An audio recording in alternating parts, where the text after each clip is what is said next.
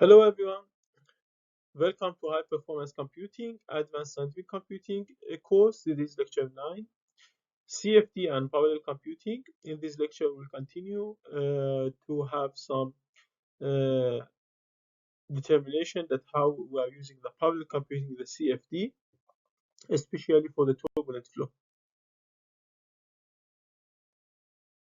So we are following the outline of the course, which is lecture 9. Since this year it's CFD special course for the HPC. To have a review from lecture 8, we have introduction. We had introduction for the CFD. We looked shortly on the history of the fluid dynamics, which has a very old history, and we talked about the fundamental of the CFD, which is basically discretize the domain of the problem to the small grid point or element. Then using the algebraic equation transformed from the partial differential equation PDEs. Also, we discussed why we are using the CFD, why in the fluid dynamic the numerical approach is important because of the limit that is available in the experimental approach and analytical approach. Also, we mentioned to some points regarding the meshing and how we discretize the domain based on the different approach of the finite difference, finite element, and finite volume methods, and what's are the limits for them. We emphasize on the importance of the HPC for the CFD, why when the number of the grid and the size of the grid is changed, it's directly impact the computation, and it's very important. So let's continue in this lecture 9 to see how the parallel computing is working with some examples. Here we are presenting the outline of this lecture. We will have some example and discussion about the turbulent flow and how the topology of the parallel architecture is working here, and some example of the RANs and LES and DNS. So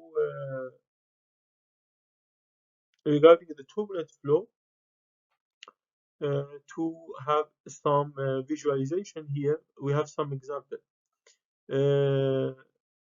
First of all, we mentioned in the previous lecture to the Reynolds number, which is a non-dimensional parameter. It's determine the inertial force to the viscous force. When the inertial force will be dominant in the flow, so the flow will be turbulent.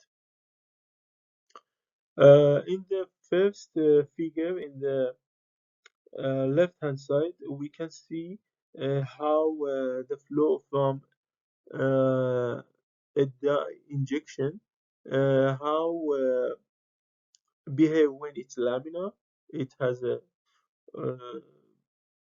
a pattern that can be followed, but when it's turbulent, it has a lot of nonlinearity and fluctuation. When the flow is fully laminar and fully turbulent, also we can see in the third figure how it look like. There is a uniform velocity when it's laminar, but when it's turbulent, there is a lot of fluctuation, which this fluctuations comes from the turbulent resources. Also, there is another example for the smoke plume of the candle when it's laminar and when it's turned to turbulent flow. This is a visualization. In fact, the majority of the flow is turbulent, and that's why it's very important to see how we can deal with kind of problem in the fluid dynamics. From the categorized turbulent flow, we have internal flow and external flow. Example of the internal flow when the flow inside the pipe. Here is presenting the real world example. You can see in these three pictures from up to down how the flow when it's laminar, how it look like, the water uh, from a pipe, the outlet of the pipe, how it look like when it's turning to turbulent. In the circular pipe, there is a range for the Reynolds number. When is the Reynolds number is lower than 2300, it's called laminar flow. When between 4000 and larger than 2300 is a transitional area, when its transition is happening from the laminar to turbulent flow, and when it's increasing higher than 4000, it will be turbulent flow.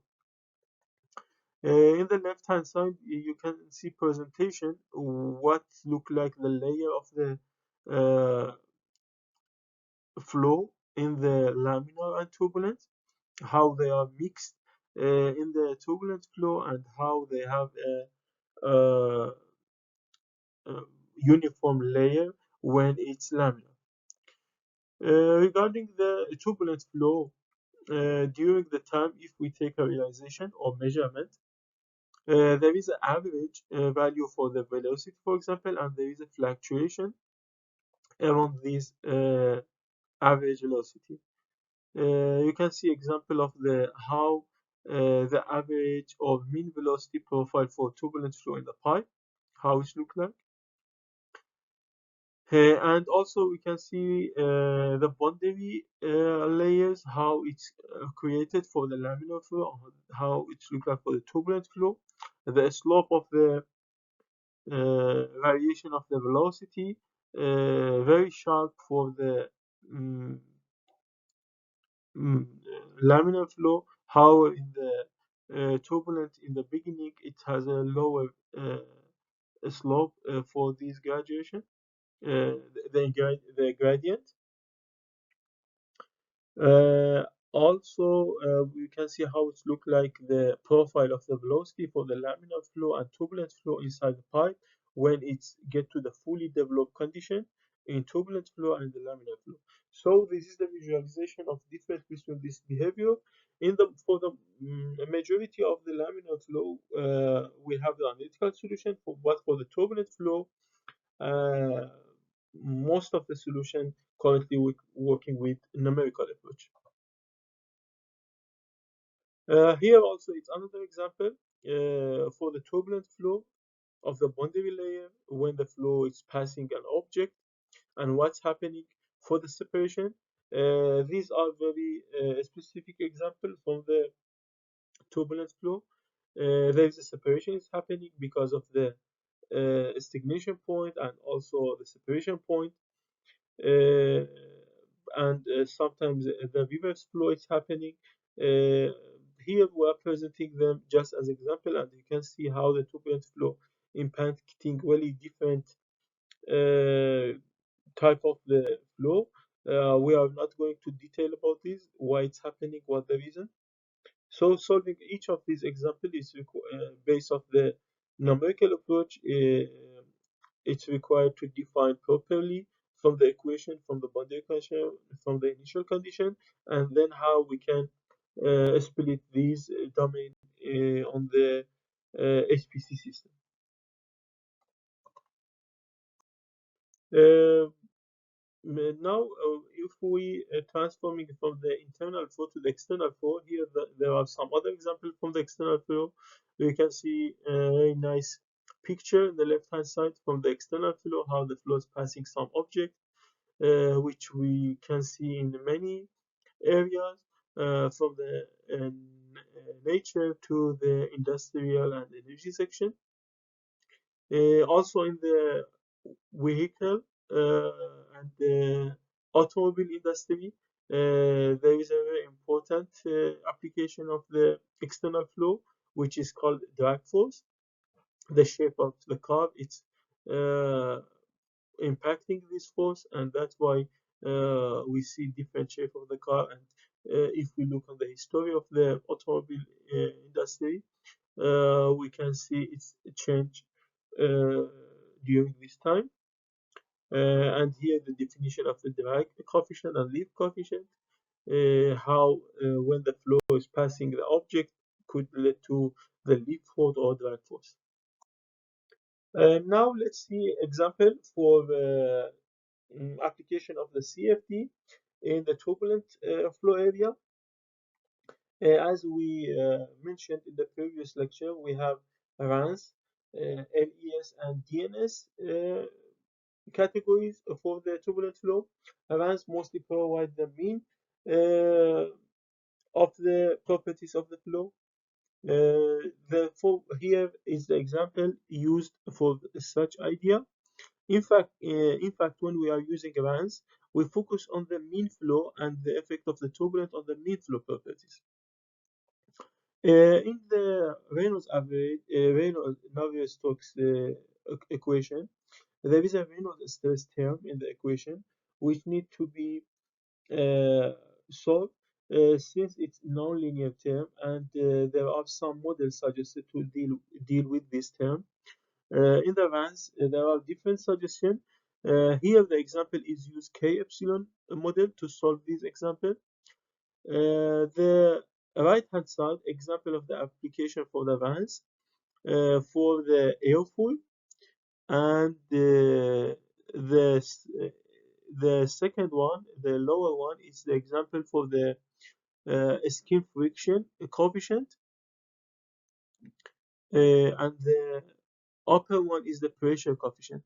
We can see how much the alignment between the solution from the RANs and from the experiment can be seen. The pressure coefficient is working very well, but for the skin friction, there is a deviation between the RANs and the experiment. The other example, it's in the left-hand side. It's example for the RANs applied to uh, for the planar jet, and the lower one it's mm, for the cylinder when flow is passing for it. We can see the second one has a much alignment with the result from the vans with the experiment, but the upper one there is a deviation between the experiment and the van solution. So here we can see the application of the van in some cases because of the geometry of the problem, especially it's working very well, and it's providing good result with the experiment. However, uh, in some cases, it seems there is a far difference between runs and the experiment. So it's required to take another action and maybe use the another approach like LES or DNS.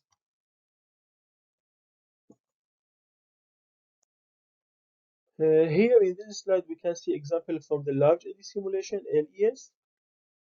This example presenting from uh, up to down the result from the experiment, and the second one from the runs, and the third one from the LES. We can see how much the first one and the third one have a very similar result in the visualization, which is mean the LES can extract much more detail uh, in the simulation for such example. Here, the example is from a flow over a surface mounted cube, which is from the experiment compared to LES and RANS.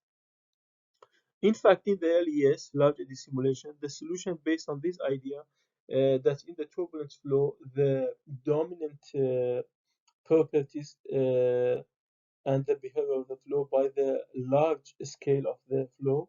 Then, firstly, with the some filtration, this problem solved for the large scale, and then with the to solve it for the small scale, there is another approach is called subgrid scale, SGS model, to solve them for the small scale, and then extend the result from the large scale to the small scale. This method, especially for the complex geometry, it was so successful and started with this idea. The next CFD simulation, it's direct numerical simulation (DNS) for turbulent flow, which is providing the most accurate solution, and it's highly costly in the term of the computing resources. Here there are examples that presenting the result from the DNS compared to the experiment, and it's presenting very high accuracy. Then, in the term of the accuracy, DNS is the first ranking, and then we have the LES, then RANS. But when we are looking on the computing resources cost, DNS very costly, and DLS cheaper than LES is cheaper than DNS, but it's much more expensive than RANs. So based on the accuracy and the solution that is required on the application uh, is depend to the computing and the accuracy, we must select the approach. That way the industry mostly, since the mean and average solution it's cover the requirement, then RANs mostly use. DNS could be used for the development and also to validate some, evaluate some tests, and technique may be relevant to the experiment.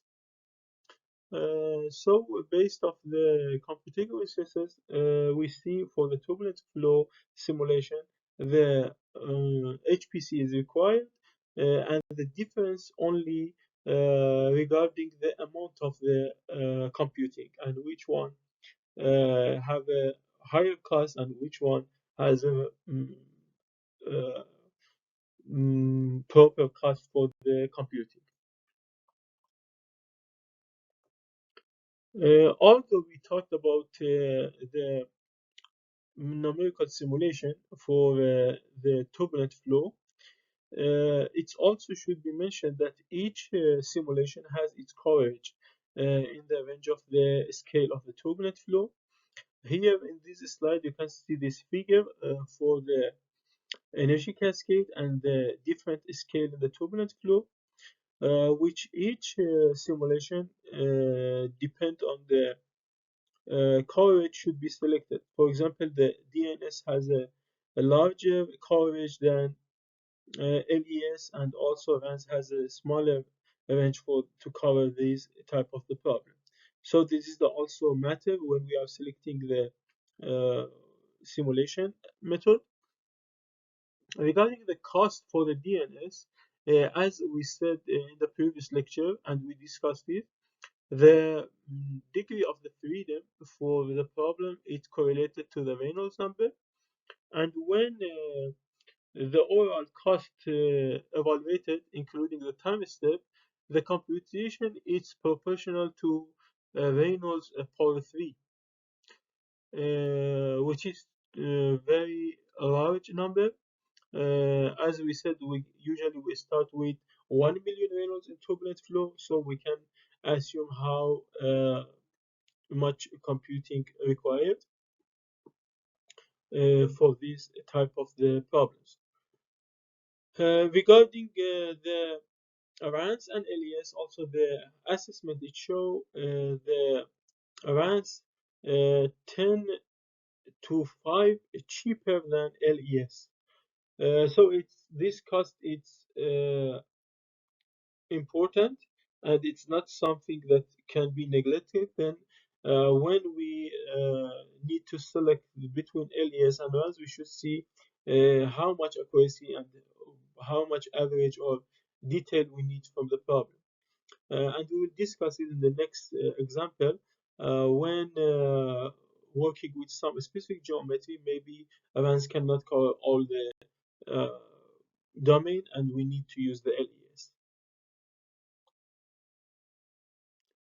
Here it's like a recall and a review on the previous lectures that you have for the machine configuration, SISD, SIMD, and MIMD, which is depend to the instruction and the data. And also you had the term of the distributed memory and also the shared memory, which are matter, and we talk about them in the topology section. In fact, we can see when we have a distributed memory and interconnection network, how the processing between the CPU and memory is ongoing for the computation and solution of kind of the CFD problem. And also when we have the shared memory, we can see the connection network, how it's make a connection between the CPU and the memory, which is different configuration and behave differently. And it's important to know which one it's work properly with the CFD method and depend of the problem when we are doing the discretization of the domain to the uh, number of the subdomain. Now let's continue for the topology. In fact, the topology is defined how the interconnection is going between the processors, which is mean each given processor, who is its neighbors, who are the neighbors, and how the interconnection ongoing. It's important because the communication between these neighbors, uh, it's important to have a better performance on the architectures, which is mean to have a better performance and maybe the ideal performance for the competition instance here, to have the competition pattern in the homographic behavior. Then, in the term of the topology, the computer network is split into two broad categories: static and dynamic. The static one, its connectivity pattern is fixed one and for all. So this is the based on the category for the static. When it's dynamic, it's support time changing connectivity pattern. Then to have a deeper look at the popular static topology, they are ring and one-dimensional tools, mesh and two-dimensional tools, hypercube, tree, and fully connected. In the right-hand side, we can see example of these different topology and network.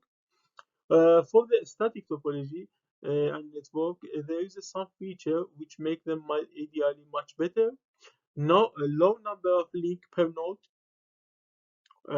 For example, when we make a comparison between them, for example, we can see for the star, the round grid point are have only one connection, but which one is in the center has many connections depend on the number of the nodes. But when we're looking on the ring, always each node of this network has a two link. So it's very important to select one that has a low number of the link per node, the small inter node distance, and the high number of alternative paths between any two nodes, and also capability to increase the number of the node without changing the topology.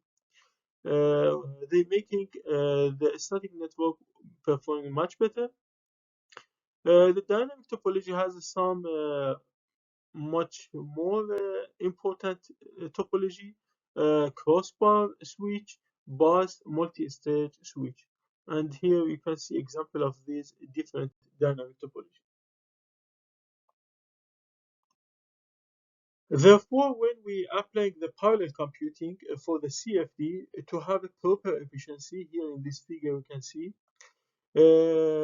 we should look at the goal of the parallel computing. First, I think there are two main goals: reduce the elapsed time of given application at the fixed size, and solve increasingly larger problem at a fixed cost instead of. When these two goals being together, then the parallel computing will have a better efficiency. And there is a main issue to control the parallel efficiency, which are fraction of parallel content, load balance, communicativity, and redundancy, which could be discussed in detail how they are working. There is a lot of detail about them. What here we are presenting is in the selected discussion to mention that how the parallel computing could be efficient and how we can increase the efficiency of such system. Now let's look at the parallel computing for the simple example and how it's important about the neighbor node when processing the solution. In this example, we have a domain which is with large grid with 20,000 by 20,000. Then the storage requirement, as is calculated here, we can see is 6.4 gigabyte. And the domain is split to six subdomain between six person. The point that it's very important is it should be overlap between the subdomain, especially on the borders, and these point exchanging the information during the solution every time. When updating it during the time, it's required to have information from the neighbor person, from neighbor domain. And as it's mentioned here with a red line on the domain, for 3D and 2D problem, it's necessary to exchange line and plane of data between them. Here, that's what we mentioned and emphasize that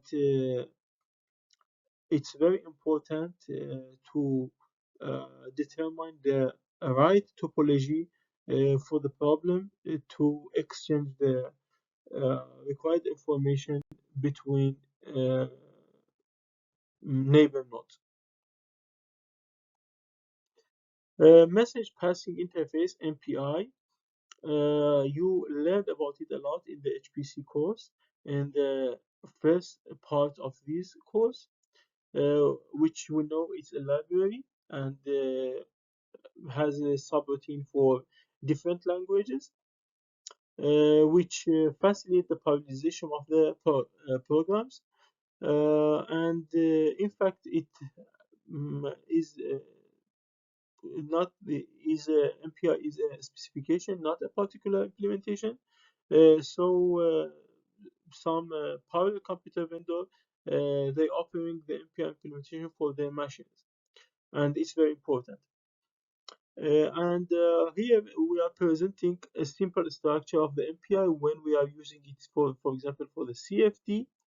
The main structure of it when there is the program have a identifier of each processor when we initialize the MPI, and the number of the processor used should be defined.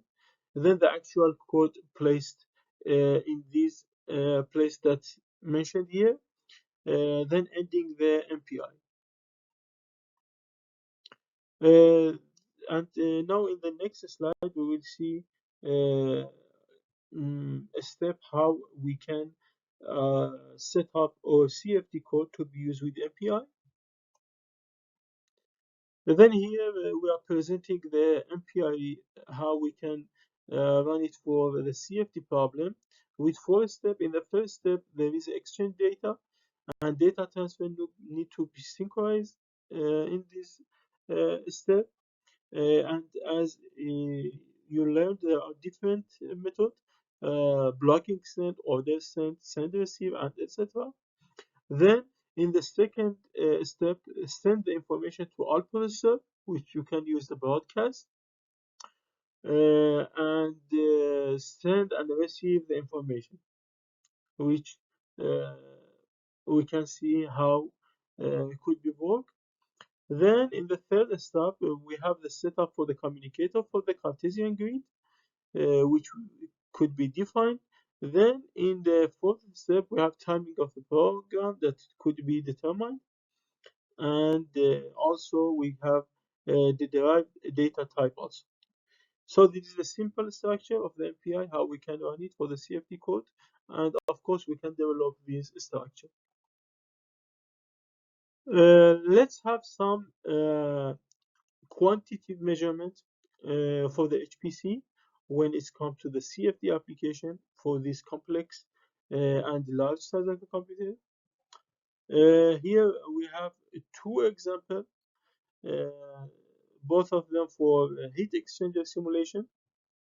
And the left hand side is take 12 hours uh, to the result for the result, which was 6 hours for meshing and 6 hours to run it on the 16,000 core. The right hand side it takes 3 days for the solution, mostly for the meshing. Here we should mention this point that when we have 3D simulation with exclusive size, the meshing usually take it's well known in the literature is about 50% of the computation taking for the meshing, at least 50%, and sometimes maybe it's take more. And here you can see 3 days for the right one, and mostly the meshing, so it's maybe more than 50% of the computation. There are some comparison of the advanced LES and DAS to see how they are performing on different example. The right hand side, it's the experiment compared to the LES and advanced. There is a different level of the simulation on this geometry. One of them is z equal to half meter, and the other one z is equal to 0.95 meter. We can see for the Z half meter, LES and runs has a very good alignment and very close result to the experiment also. But when the level of the geometry with the specific point is increased to 0.95, we can see there is a deviation, especially from the runs, and LES able to match better with the experiment. Here it's showing us that in some specific condition with some geometry, the vans could not cover the solution properly, and it need to be used in some other much more accurate approach like LES. The another example in left hand side, it's a sublaminar drag in curved pipe flow, which in the figure here is presented. It's showing the deviation from the runs to the experiment. However, this approach is showing that how uh, we can use the run DNS result to be used and calibrate the new RANS model. It means in the commercial application, for example, in the some software that we have in the market now, and when we have the runs, we can calibrate it with one try with DNS, which means we solve the problem one time with DNS and they calibrate the DNS, and we can perform it with different problem again, but cheaper. So this is the another application of the DNS for calibration for uh, average model of the runs. Here are some other examples from the DNS and LES. The first one in the right hand side, it's for the compression, it's for the engine, which range of the scale at TDC. TDC, it's abbreviation for top dead center, when the piston is in the farthest position than the crankshaft. In this situation, there is a simulation of the LES and direct numerical simulation for the piston, and it's investigating the temperature. And this visualization here is showing the different detail that is presented by LES and DNS. And as we can see, the comparison between these two approach showing that how much DNS presenting much more detail than LES. The other one is DNS of flow around a wing profile with profile NACA 4412, and in fact in this simulation the Reynolds number is 400,000, and the angle of attack is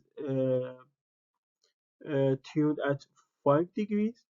This setup presented 3.2 billion grid point, and with locally structured data and globally unstructured mesh.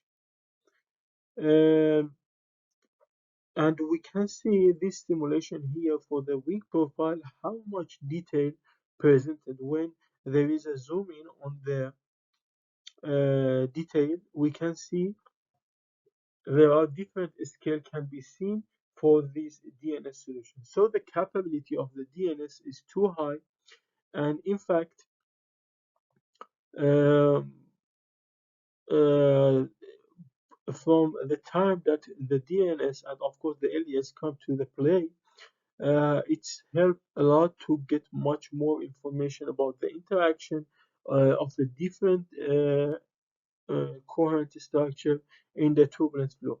In fact, prior to the AT, the majority flow simulation were 2D, and of course not for the turbulence. It was for the laminar, maybe, or simple problems. So here it's presenting the importance and effect of this approach to understanding such complex phenomena in the industry and different applications. And now here, let's have a look on the effect of the parallelism and how you can have efficiency in the computation. To have a deeper consideration, in fact, when we have high order uh, for the CFD simulation, there is a reduction in the problem set, and so we should have hopefully reduced in the cost. So the high order is helping in this way. Fast multi-level solver also. The coarse grid solve is big challenge of parallel. So it's very important to see how we can deal with the solver. And the next one is the more parallelism. In fact, when we uh, doing the setup for the parallelism, how much parallelism is required? Increasing the parallelism, it's helping uh, to get speed up in the solution. This question need to have deep consideration to see uh, what range of the parallelism it's uh, helping to speed up, and sometimes when increasing maybe it doesn't impact it. And in fact, in the practical application, you can see this happening many times. When we increase the number, maybe it doesn't change a lot. So we need to have some trick to be sure about the parallelism, make efficient computation. Here is the example from the DNS solution. This example has a 3.9 million element with order of 6, which means there are 814 million points on this 3D model, and to run it 100 hours with 131,000 core, which is 1 to 6 of the Mira supercomputer from Argonne National Laboratory. Uh, this example is evaluated. So how we can make this solution faster? We can run it faster. Uh, if we make better algorithm like lower order or faster solver or more parallelism. Then to look at the parallelism for this example, the maximum value for the processor is 3.9 million. And if we dividing the number of grid to the processor, there will be 216 point per processor. It seems it's too low. Why? Because for every system, there are some envelope analysis suggest a minimum of the point per processor, which is for a mirror. There is a 2000 point per MPI rank to realize 50% of the parallel efficiency.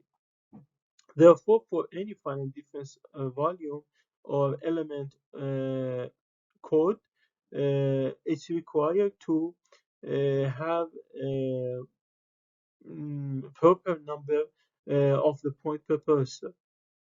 In the current simulation with this setup, there are 3200 number per processor.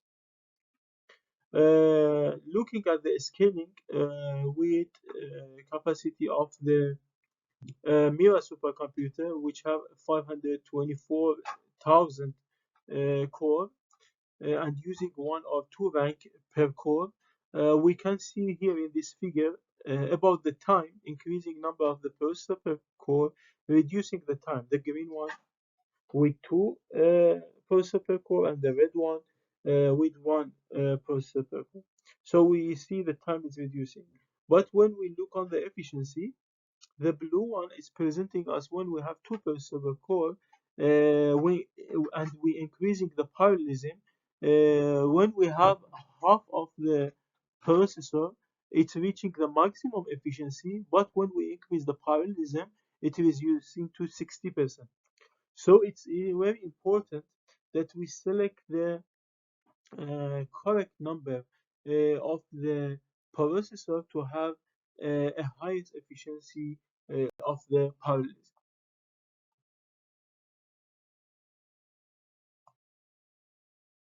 And here in the end, I want to mention to there is a concept in the CFD simulation.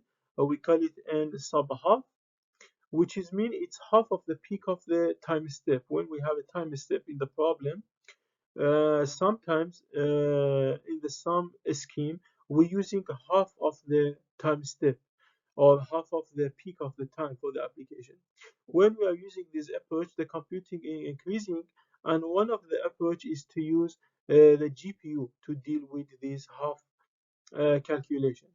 Here is example is presenting when we are using GPU 1, 2, 4, or 8 GPU for this kind of the calculation, which is dealing with n sub half, increasing the number of the grid point, how it's behave with higher number of the GPUs. And we can see with higher number of the GPU, the time will be very different. And it's important to say for such kind of the unsteady calculation with n sub half, using the GPU and sometimes reducing the computation time maybe 50%, as we can see here how much difference between the curve of the GPU 8 and GPU 1.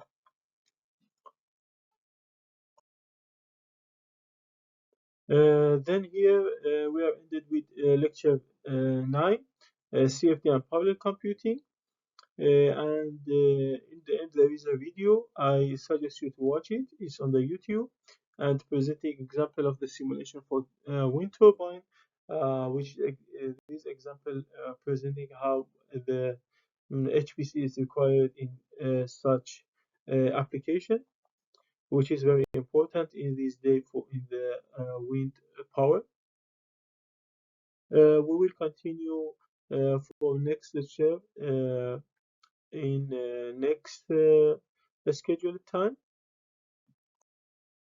And as it's planned to you're working for the final project with the industry, feel free to contact us if you need help or any matter regarding the project.